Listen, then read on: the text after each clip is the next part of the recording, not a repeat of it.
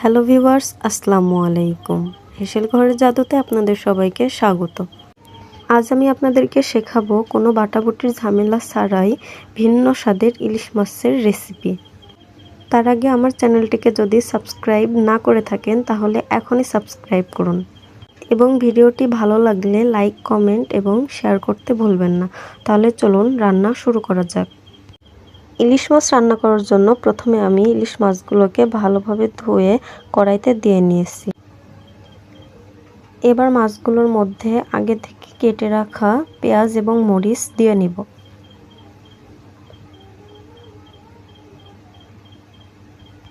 এবার এক এক করে বাকি মশলাগুলো দিয়ে নিব। লবণ, হলুদের গুঁড়ো, ধনিয়া গুঁড়ো, মরিচের গুঁড়ো, সামান্য পরিমাণ জিরে। এখানে জিরেটা না দিলেও হয়, তবে আমি হালকা করে দিয়ে নিয়েছি। তারপর কিছুটা তেল দিয়ে মাছগুলোকে ভালোভাবে মাখিয়ে নিব।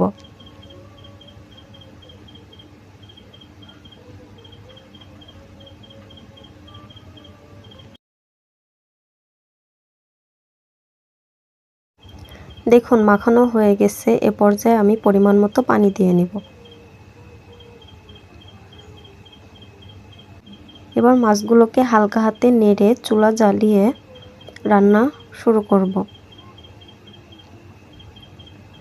এ পর্যায়ে মাঝে মাঝে হালকা হাতে মাছগুলোকে উল্টে দিতে হবে যেন ভেঙে না যায়।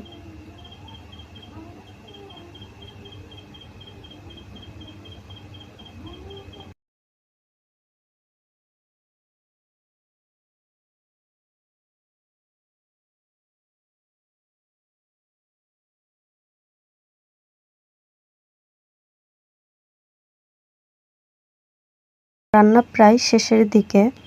হালকা একটু পানি শুকিয়ে গেলে আমরা নামিয়ে নেব।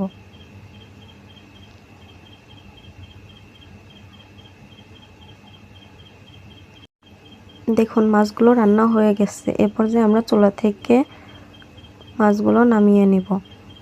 এভাবে ইলিশ মাছ রান্না করলে খুবই কম সময়ের মধ্যে রেসিপিটি বানিয়ে নিতে পারবেন এবং খেতেও কিন্তু হবে ভীষণ মজা। তাহলে দেরি না করে ঝটপট বানিয়ে ফেলুন ইলিশ মাছের এই রেসিপিটি।